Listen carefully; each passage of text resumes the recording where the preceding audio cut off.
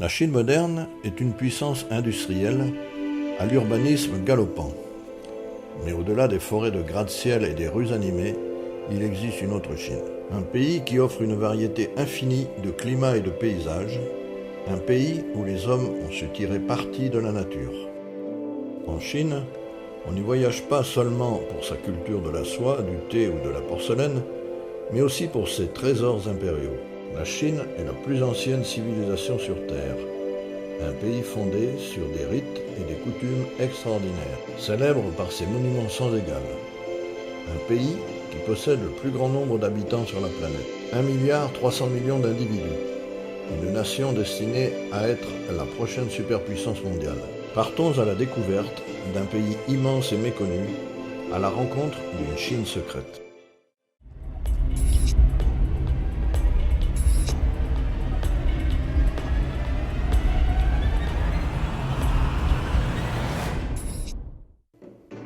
La place Tiananmen, appelée place de la Porte de la Paix Céleste, est située au centre de Pékin.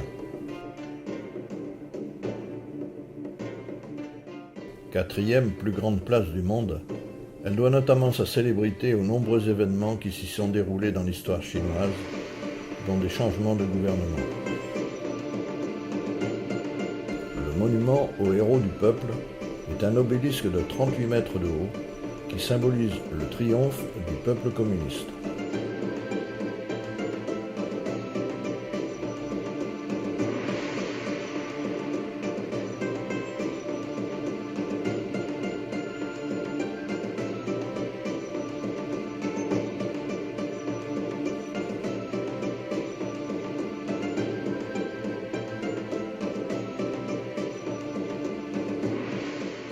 Le mausolée de Mao Zedong est un monument sépulcral.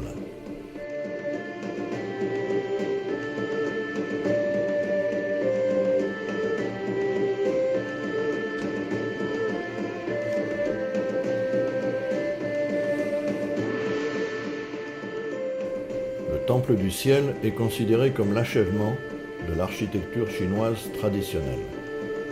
Initialement appelé Monument du ciel et de la terre, il a été construit de 1406 à 1420.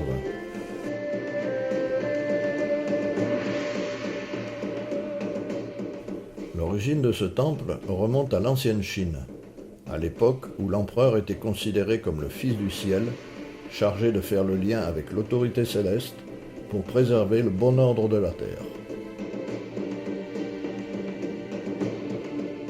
Les cérémonies de sacrifice étaient importantes, afin de montrer son respect du ciel.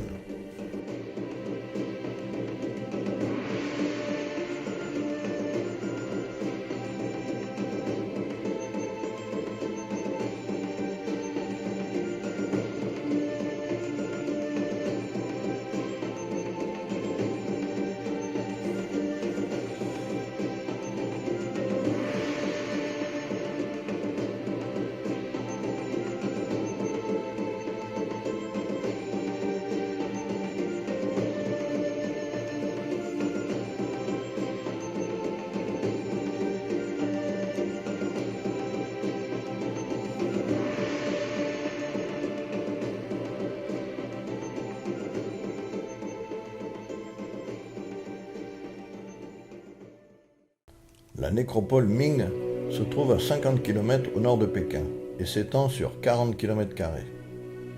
Au centre, on trouve une énorme tortue symbolisant l'immortalité en Chine. Au premier kilomètre de cette voie se trouve la Grande Porte, construite en 1540. En continuant, on arrive au pavillon de la Stèle. Aux quatre coins du pavillon sont disposées 4 colonnes en marbre blanc. Après le premier kilomètre, la voie des esprits traverse 2 colonnes. Ensuite, sur 500 mètres, 2 rangées de 36 statues d'animaux et de mandarins en pierre, toutes taillées d'un seul bloc.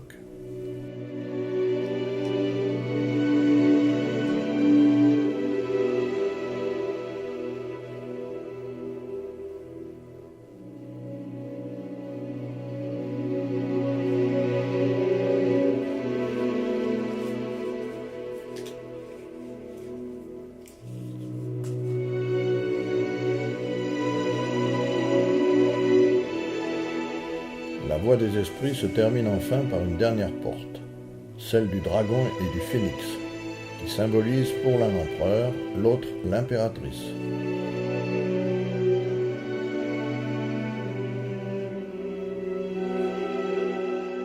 Cette dernière porte conduit au tombeau de l'empereur Yongle, troisième empereur de la dynastie Ming, qui régna durant 22 ans. Le mausolée est constitué de 3 cours.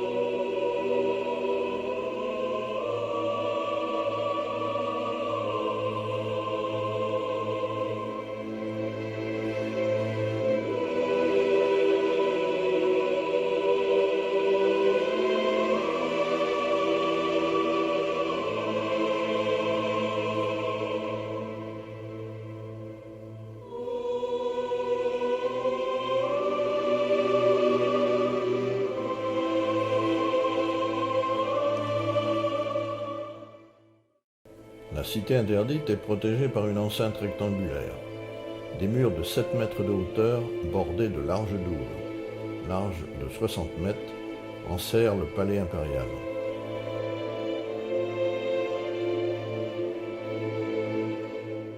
On rentre par l'une des portes, 4 au total, la porte Wumen, pour obtenir le ticket d'entrée.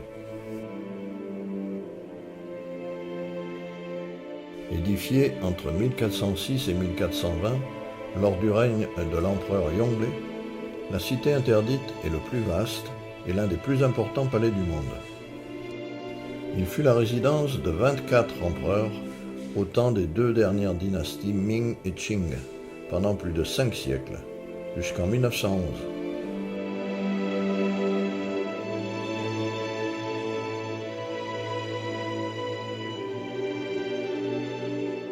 La cité interdite est un extraordinaire complexe de plus de 800 palais, temples et autres bâtiments. La cour extérieure était la partie officielle de la cité, l'endroit où avaient lieu les cérémonies et les réceptions officielles. Ouvert au public en 1924, cette cité est devenue un musée, appelé Musée du Palais. Elle renferme les trésors de la civilisation chinoise, ainsi que de nombreuses œuvres d'art. La cité interdite. Pourquoi interdite? Pendant plus de 5 siècles, ce site était le siège du pouvoir suprême chinois.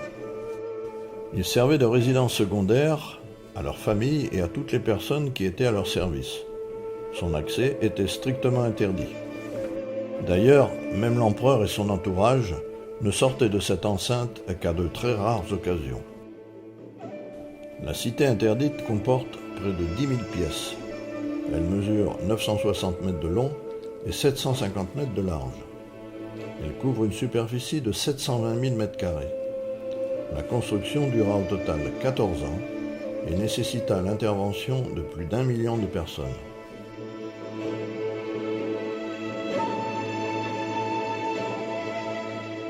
Ce monument est un des lieux les plus visités en Chine et est un véritable symbole de la ville de Pékin.